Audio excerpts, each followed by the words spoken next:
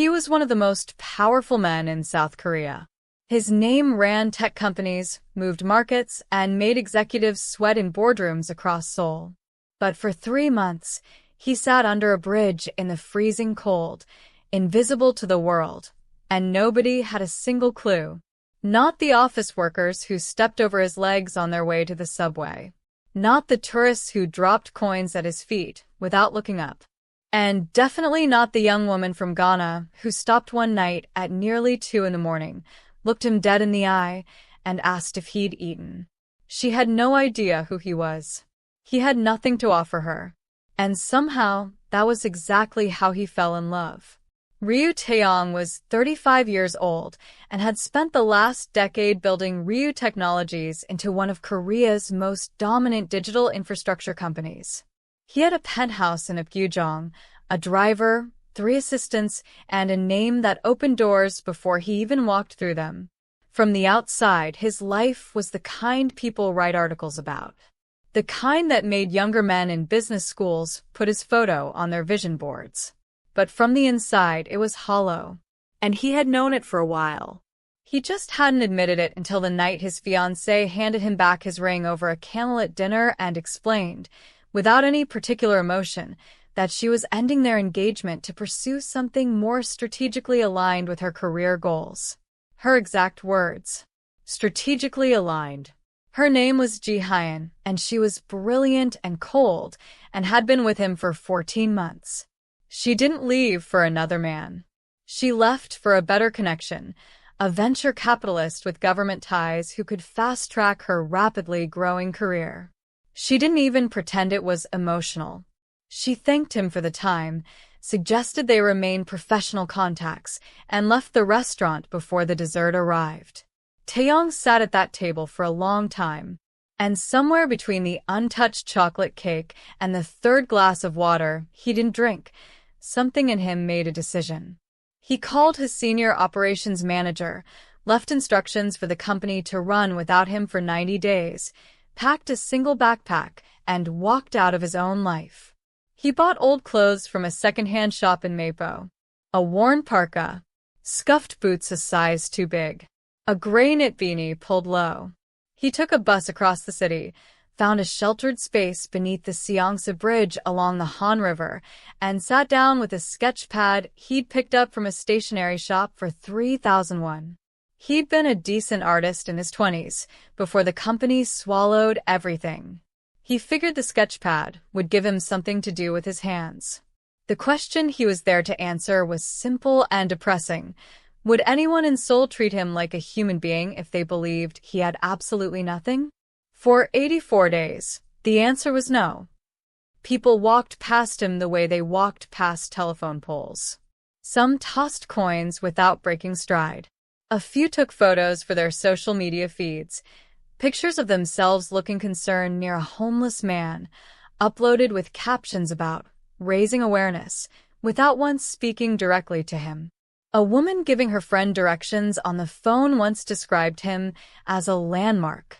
You'll see a guy sketching under the bridge, turn left after that. He was furniture. He was scenery. He was not, as far as Seoul was concerned, a person. He filled notebook after notebook. Faces mostly. He was good at catching people in unguarded moments. The businessman loosening his tie the second he thought no one was watching.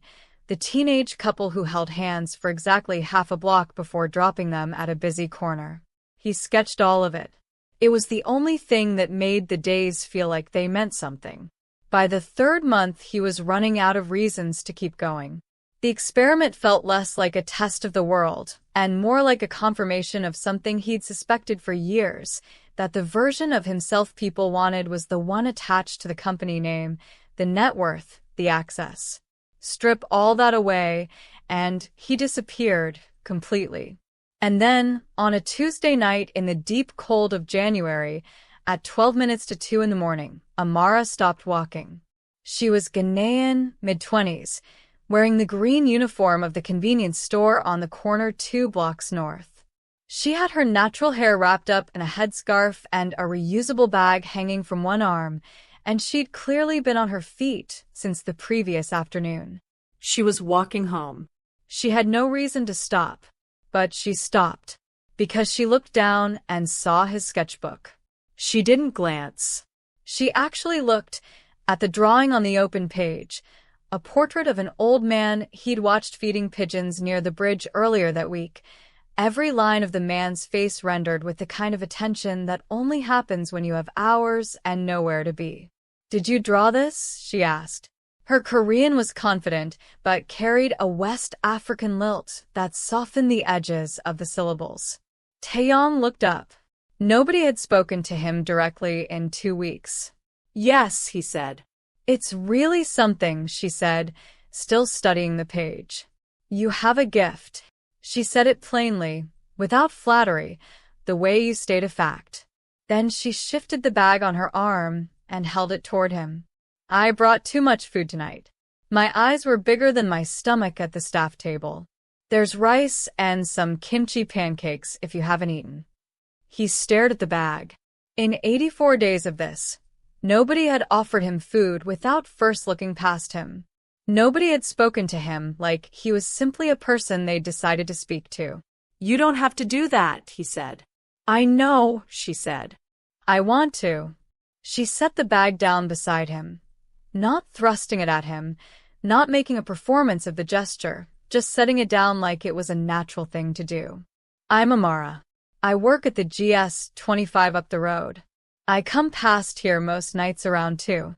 Tay," he said. Just the first syllable of his name. "Safe enough." She nodded, started to leave, then paused and turned back. "I'll be passing by tomorrow too if you're still here." She nodded, started to leave, then paused and turned back. "I'll be passing by tomorrow too if you're still here." He nodded. She walked away into the dark and the cold, and Taeyang sat very still for a long time after she was gone. He opened the bag. Rice in a container with a proper lid, so it had stayed warm. 2 kimchi pancakes wrapped in foil. A small bottle of barley tea. And at the bottom, a tangerine with a small sticky note stuck to the peel that said, in careful Hangul, "For vitamin C, stay warm." He hadn't cried once in 3 months. He didn't cry then either. But it was close. She came back the next night. And the night after. Within 2 weeks, it was simply what happened at 2 in the morning. Amara would finish her shift, walk the 2 blocks, and stop at the bridge. Sometimes she brought food, sometimes just a coffee from the store's machine, sometimes only conversation. She talked about her life without performing it, her shifts, her difficult customers, the landlord who kept promising to fix the heating in her building and never did. She talked about her mother back in Kumasi, who made the best groundnut soup in the region and who Amara sent money to every month even when the month had been tight. She talked about her dream of eventually getting her tourism management certification and working in hospitality, something that used her languages she spoke for, she mentioned once, as if it were a minor detail. She was funny in a quiet way. She noticed things. She asked Taeyang questions about his drawings and actually listened to the answers. And she never pushed him on anything he didn't offer freely. Not his past, not his circumstances, not why a man with obvious artistic talent was sleeping rough under a bridge in January. He told her edited truths. That he'd been in business and walked away. That he was trying to find something he'd lost. That being out here had been a choice, though the details were complicated. All of it true. None of it complete. He started sketching her from memory in a separate notebook. He told himself it was practice. Then came the night she arrived already broken. She sat down beside him instead of across, which she'd never done before, and didn't say anything for a while. Her eyes were swollen. Her hands were wrapped tight around themselves in her lap. "My boyfriend," she said eventually. "I found out tonight. He's been seeing someone else. Someone I know." She exhaled slowly. "We'd been together almost 3 years. My mother thought we were getting serious. She put a deposit on a venue back home. For a celebration she assumed was coming. She said it quietly, without drama. That was somehow worse than if she'd been falling apart. Taeyang looked at this woman who had brought him food and conversation and small sticky notes about vitamin C for 2 months, who had asked nothing of him and given generosity so naturally it seemed involuntary, and felt something shift in his chest. "Marry me," he said. She turned to look at him. "Temporarily," he said. "Your mother already paid. Your family is expecting something. So let's give them something, we get married, keep it simple, and in 6 or 8 months we separate quietly. She doesn't lose her money. You don't have to explain everything long distance over a bad connection." He held her gaze. "And I get to do something useful for the one person who's treated me like I was worth talking to." Amara was quiet for a very long time. "Tay," she said finally, "you live under a bridge. I have more going for me than it appears." She looked at him, looked at the sketchbook, looked back at him, and then, slowly, a laugh escaped her, the disbelieving kind, the kind that happens when the world gets so strange the only reasonable response is to find it slightly funny. "Okay," she said. "Okay. Yes." 3 days later they were married at the district office. Taeyang had borrowed clean clothes from his operations manager, gotten a haircut, shaved. He looked like a man who'd been through something difficult and was rebuilding, which was true, just not in the way anyone in that office could have guessed. Amara told the registrar, who looked scared for her, clearly and calmly, that she was there by choice. And just like that, Ryu Taeyang, CEO, chairman, one of the 30 wealthiest individuals in South Korea, was legally married to Amara Sani, convenience store worker, and the only person who had seen him clearly in 3 months. She still didn't know his last name. If you want to know what happened when her family met him, and what happened when the truth finally came out, make sure you're subscribed to K-Stories Hub and hit the bell so you don't miss out. Because the story is only just getting started. Now they were married, and she still had absolutely no idea who he really was. Amara's apartment in Mapo-gu was on the 3rd floor of a building where the stairwell light had been flickering for so long that the tenants had simply accepted the dark as part of the architecture. The apartment itself was 1 room, a bathroom, and a kitchen counter that doubled as a dining table when you pulled out the single stool tucked underneath it. There was a window that looked out onto the side wall of the building next door, a space heater that worked on exactly one setting, aggressively, and a bed pushed into the corner under a shelf of books that Amara had clearly carried across an ocean because they mattered to her. Taeyang stood in the doorway the first night and thought, "This is the most honest room I have ever been inside." "You take the bed," Amara said, already pulling a folded blanket from the top of the wardrobe. "I sleep light anyway. The floor mat is fine for me." "That's not happening," he said. Amara, I've been sleeping on concrete for 3 months. The floor mat is a luxury I am genuinely looking forward to. Please." She looked at him for a moment. Then she put the blanket on the floor mat, put a pillow on top of it and said, "Fine. But this is temporary. We figure something better out this week." They never did figure something better out. Mostly because the arrangement, strange as it was, started working.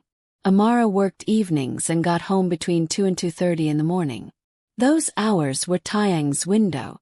The moment she left for her shift, he would slip out, walk to the 24-hour cafe near the Mapo Bridge, and meet briefly with his operations manager, a sharp, unflappable woman named GM Sora who had been running Ryu Technologies in his absence with the focused calm of someone who had anticipated exactly this kind of chaos from her chairman. She would hand him a sealed folder. He would read it, make decisions, write instructions in the margins, hand it back. The whole thing took 40 minutes. He was always back before Amara's key turned in the lock. She thought he stayed in while she worked. He let her think that. During the days when they were both awake, something unexpected happened. They fell into a rhythm that felt less like 2 strangers navigating an arrangement, and more like 2 people who had known each other long enough to stop performing. Amara cooked in the mornings. Nothing elaborate, but everything deliberate. She made rice porridge with a fried egg on top and cut fruit on the side and set it on the counter without asking whether he was hungry, because she'd noticed in the first week that he never said he was hungry even when he clearly was. He cleaned up after, and somewhere in the first 10 days he'd quietly fixed the sticking kitchen drawer, retaped the window seal that let cold air in at the corner, and replaced the showerhead that had been delivering water at the pressure of a tired sigh. Amara kept asking where he'd learned to fix things. Here and there, he always said. Which was true. 2 summers of maintenance work as a university student had left him with skills that 3 decades of wealth had never actually erased. In the afternoons he sketched while she studied. She was preparing for the highest level of the Korean language proficiency test, working through past papers and grammar exercises at the kitchen counter with the focused intensity of someone who understood exactly what was at stake. Korea had been generous to her in some ways and completely indifferent in others, and she had figured out early that fluency, not just conversational fluency but the certified, documented institutional kind, was one of the few things that could shift how people decided to see her. Taeyang watched her study from across the small room, his pencil moving across his own page, and felt something he hadn't felt in years. Something that had nothing to do with deals or strategy or the particular satisfaction of outmaneuvering a competitor. It was quieter than any of that. It was the feeling of being somewhere that was real. He tried to tell her the truth 6 times in those first 6 weeks. The first time he got as far as, "There's something about my situation I should probably explain," before her phone buzzed with a shift change notification and she had to call her manager back immediately. The second time, she was mid-sentence about her mother, and he couldn't find the break in the conversation that wouldn't feel like an ambush. The third time, she looked up from her textbook before he'd even started and said, "Whatever you're about to tell me, I don't need the full history, Tae. You're a good person. I've watched you for 2 months. That's the part that matters to me." He opened his mouth, closed it. The confession dissolved. How do you tell someone who trusts your character completely that your circumstances have been a lie? How do you do it without making them feel like every moment of warmth they offered was given under false pretenses? He kept telling himself he'd find the right moment. The right moment kept not arriving. And meanwhile the days kept passing. And something kept shifting. Amara laughed at things he said. Not politely, not to be kind, but genuinely. The kind of laugh that arrives before you've decided to let it. He found himself saying things specifically to get that laugh, which was not a thing he had done in a very long time. She fell asleep on the floor mat one Sunday afternoon while he was reading, and he spent a few minutes watching her sleep before he caught himself and looked away, not entirely sure what to do with the feeling that had just moved through him.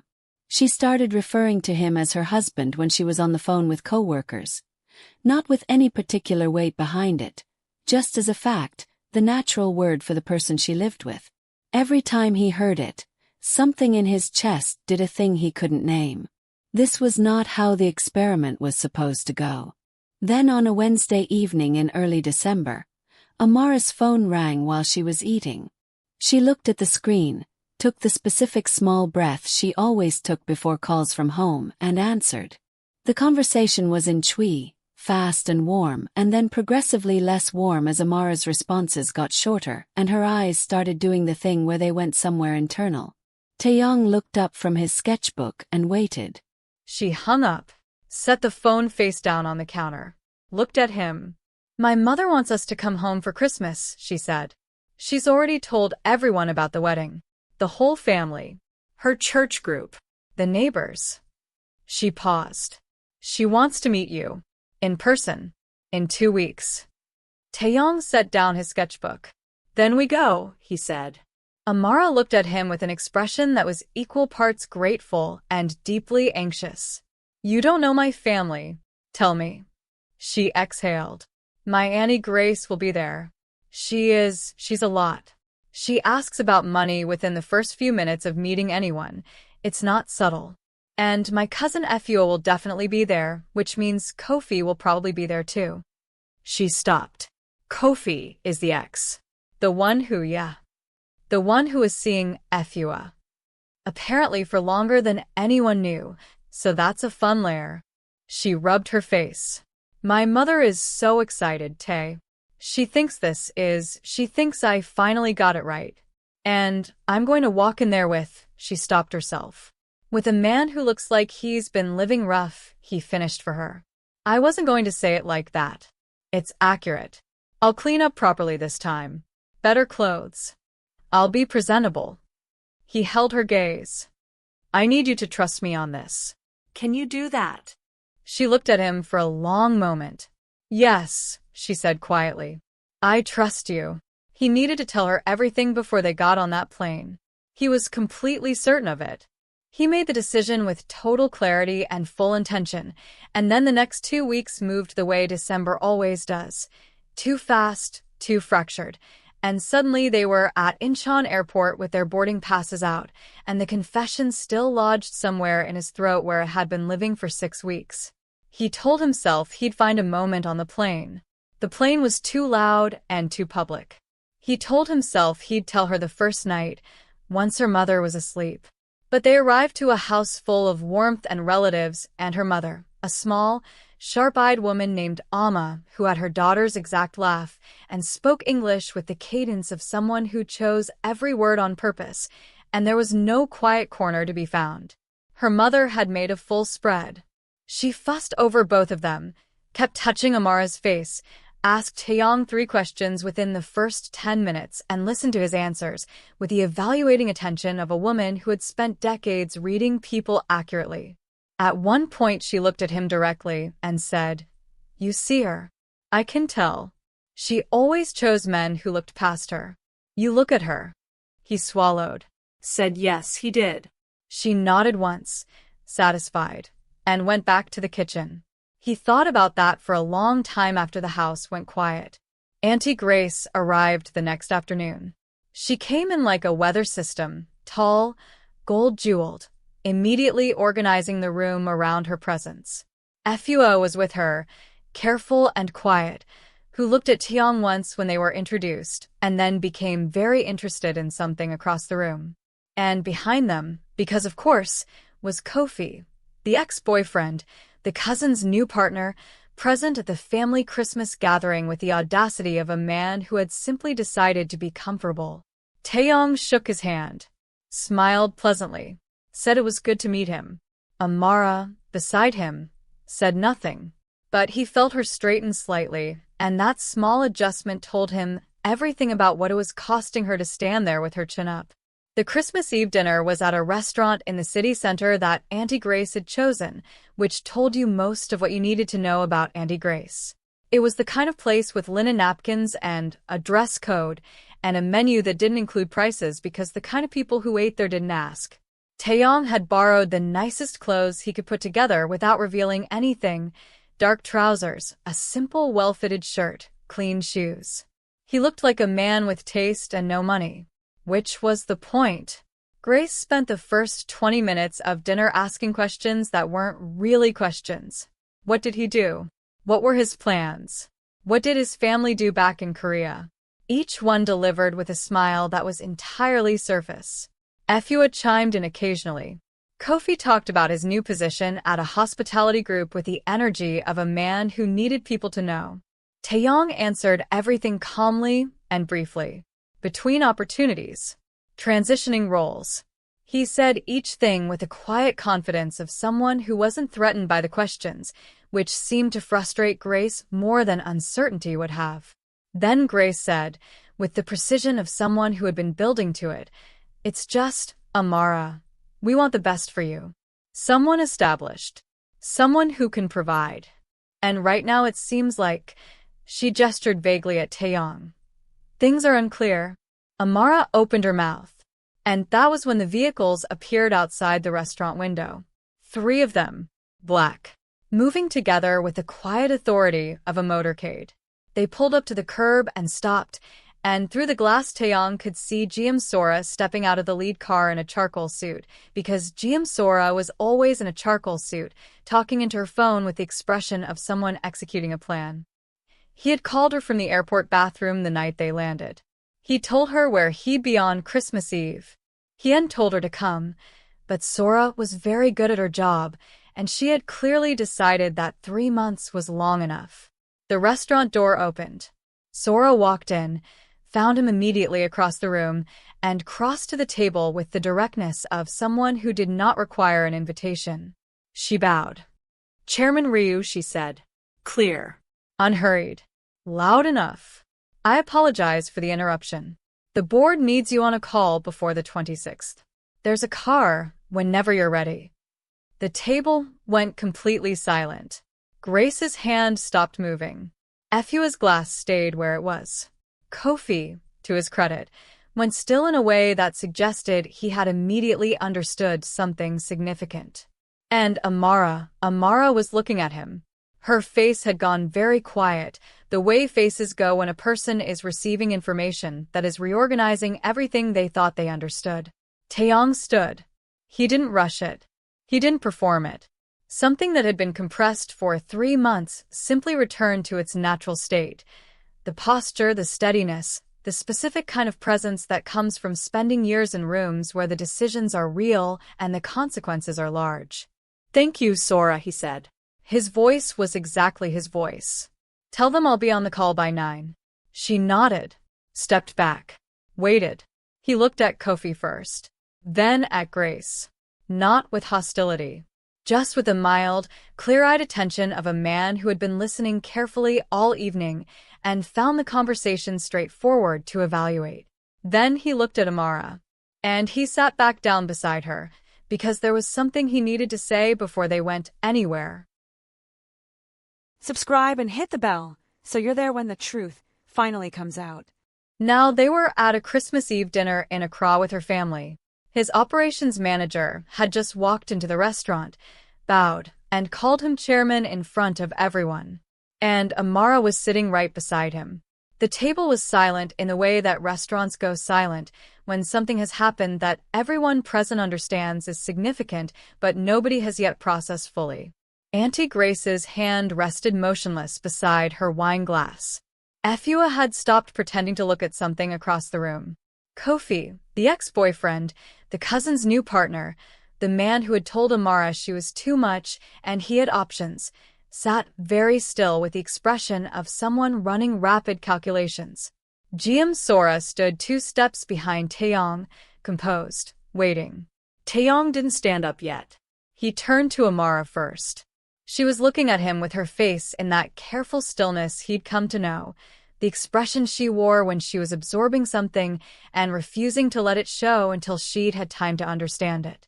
Her eyes were steady. She wasn't panicking. She was thinking. He spoke quietly, just to her. The rest of the table be damned. "My name is Ryu Taeyang," he said. "Not just Tae. Ryu Taeyang. I'm the founder and chairman of Ryu Technologies. We're one of the largest digital infrastructure companies in South Korea." He held her gaze. "I have been trying to tell you for 6 weeks. I tried every time I could find an opening, and I kept losing the nerve because you kept telling me that my honesty was the thing you valued most, and I didn't know how to." He stopped. Exhaled. "I'm sorry. You deserved to know sooner. That's on me." Amara said nothing for a moment. The silence at the table had become the particular kind that happens when people are trying very hard to look like they aren't listening. "How much is Ryu Technologies worth?" Amara said. Not quite a question. More like someone testing whether the ground was solid. "It's in the billions," he said. "I'd rather not say the number in front of your aunt." Something moved across Amara's face. It wasn't a smile yet. It was the thing that comes just before one, when a person is fighting it. He reached into the inside pocket of his shirt. He'd kept it there since the week before they flew. Moved from jacket to jacket, waiting, and set the small box on the table in front of her. "I bought this in Seoul before we left," he said. "I've been carrying it because I kept thinking the right moment would appear." He looked at her. The right moment apparently needed an audience. Amara looked at the box. Looked at him. Around them, the table remained suspended. She opened it. The ring caught the restaurant light the way things do when they are made by people who understand that light is part of the design. It was not loud. It was not the kind of thing that announces itself. It was the kind of thing that makes you go quiet. Amara closed the box gently, set it back on the table. And then she looked at Taeyang with an expression he had not seen on her before, clear and direct, and something underneath that he recognized, because he'd been feeling it for weeks, without knowing what to call it. "You sat under a bridge," she said. "Yes. For 3 months. 87 days. And I brought you rice triangles and kimchi pancakes. The kimchi pancakes were very good. Tae." She said it the way she always said it, his name as a full sentence. "You let me feel sorry for you." "No," he said. "You never felt sorry for me. That was the thing. "You just saw me." You didn't feel sorry. You just decided I was worth talking to." He paused. That's the first time that had happened in a very long time. Amara looked at the box again. Auntie Grace made a sound that was not quite a word. "Everyone ignore her. The marriage paperwork," Amara said slowly. "That's real. Completely legal. And you want it to stay that way." "I want it to stay that way," he said. "Not because of the arrangement. Not because of your mother's deposit or any of the reasons we started this. Because I have spent 6 weeks watching you study for an exam you're going to pass easily, fix problems without complaining about them, laugh at things that are actually funny, and treat a man with nothing like he was worth your time." He held her gaze. "I don't want to walk away from that. I don't think I could now even if I wanted to." The room was very quiet.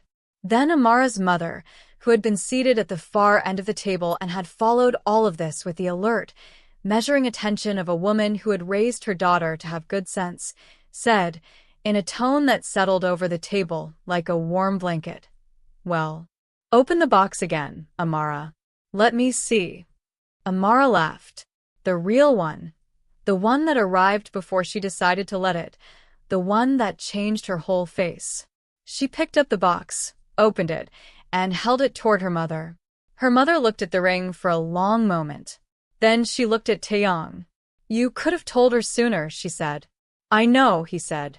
"I was afraid she'd look at me differently." "She looked at you when you had nothing," her mother said simply. "What exactly were you afraid of?" He didn't have a good answer for that. He nodded. Her mother smiled. The same smile as Amara, same placement, same warmth. "Take the ring out of the box," she said to Amara. "It's making me nervous sitting there like that." Amara took the ring out, turned it in her fingers once. Then she held it out to Taeyang with a look that required no translation. He took it, slid it onto her finger. It fit because he had paid attention, which was either romantic or slightly unsettling depending on how you looked at it, and Amara looked like she couldn't decide which. "You measured my finger while I was asleep," she said. "I traced it," he said. "There's a difference." "There is absolutely not a difference." "I'll accept that." She looked at her hand, looked at him, and then she did something unexpected. She leaned forward and hugged him. Not dramatically. Not for the table. Just quietly, her arms around his shoulders, her face against the side of his neck, and he put his hand on her back, and they stayed like that for a moment in the middle of the Christmas Eve restaurant while her family watched and GM Sora waited with the patience of a woman who was absolutely going to have opinions about all of this later. Then Taeyang straightened. He looked down the table at Kofi, who had spent the last several minutes looking like he wanted to be somewhere else on Earth entirely. "Kofi," Taeyang said. His voice was pleasant. Completely pleasant. The kind of pleasant that has excellent posture. "I hope the new role is going well." Kofi said something that was technically words. "Good," Taeyang said. He looked at Grace, who had gone the particular color of someone who has been performing a role all evening and has just discovered the stage was set up differently than they thought. "Auntie Grace, thank you for dinner." "I mean that." Grace opened her mouth. Nothing particularly useful came out. "Sora," Taeyang said, standing now. "Tell the board I'll be on the call at 9. And please let the cars know we won't need them tonight.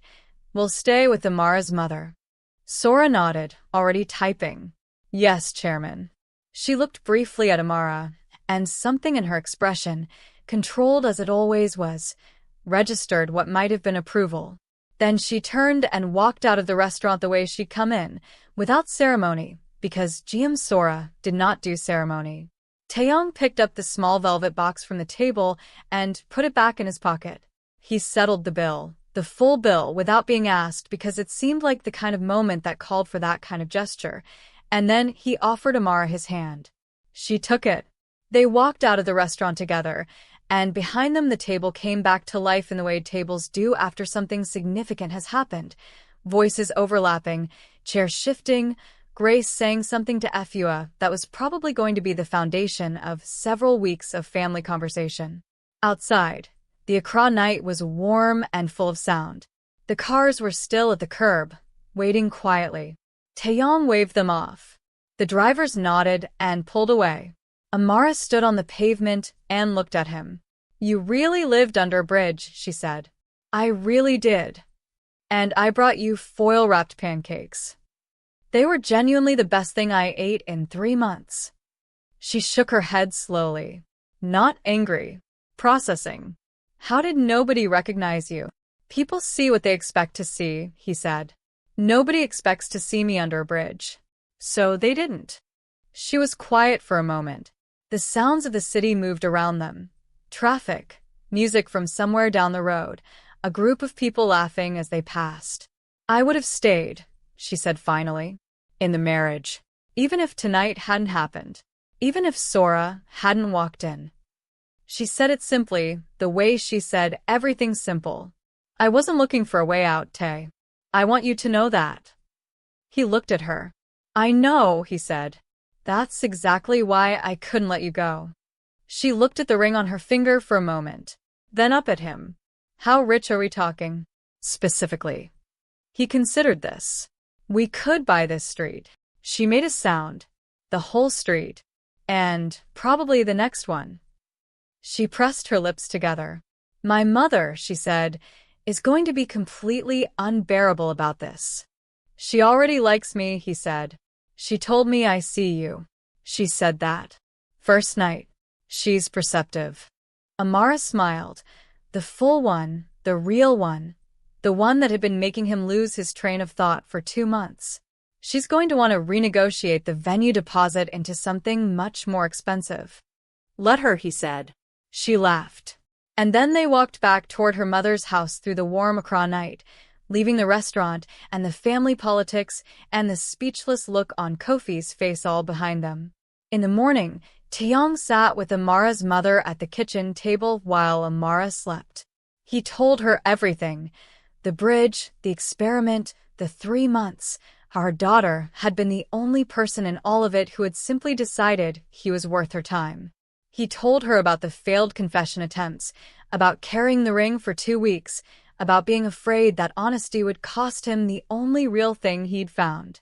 Amara's mother listened to all of it without interrupting. When he was done, she was quiet for a moment. "You were afraid my daughter would change," she said. "Yes." "You watched her bring food to a stranger every night for 2 months," she said. "And you were afraid she would change." When she said it like that, it did sound fairly unreasonable. She reached across the table and patted his hand once. "Welcome to the family," she said. "The real welcome. Not the polite one from yesterday." He nodded. Something in his chest settled, the particular settling that happens when something that has been held tightly for a long time is finally allowed to rest. Later that day, he and Amara walked through her neighborhood in the afternoon sun, past the market where her mother bought fabric, past the school she'd attended as a child, past the church with the bright painted gate where half the street seemed to know her name. She pointed things out. He listened. He sketched her from memory that evening, not looking at her, just from what he carried in his head, and the drawing looked exactly like her, because he had been paying attention since the very first night. At the bottom of the page, the way he always did when something mattered, he wrote a small note to himself. "She saw me when I had nothing. I'm going to spend the rest of my life making sure she knows I see her too." Back in Seoul, a man named Kofi was quietly coming to terms with his choices. Auntie Grace was on the phone with relatives, revising the story she had been telling about Amara for years. And under the Seongsa Bridge, in a corner sheltered by concrete and habit, a stack of sketchbooks sat wrapped in plastic, 87 days of a city that had looked straight through a man and never once seen him. Except for one night. One woman. One bag of rice and kimchi pancakes left beside him without ceremony, without expectation, without anything except the simple belief that people are worth seeing. That's the whole story. And that's the thing about kindness. It doesn't know what it's starting. Thank you for watching K-Stories Hub. If this story moved you, share it with someone who needs to hear it today. And subscribe, because there are more stories where this one came from.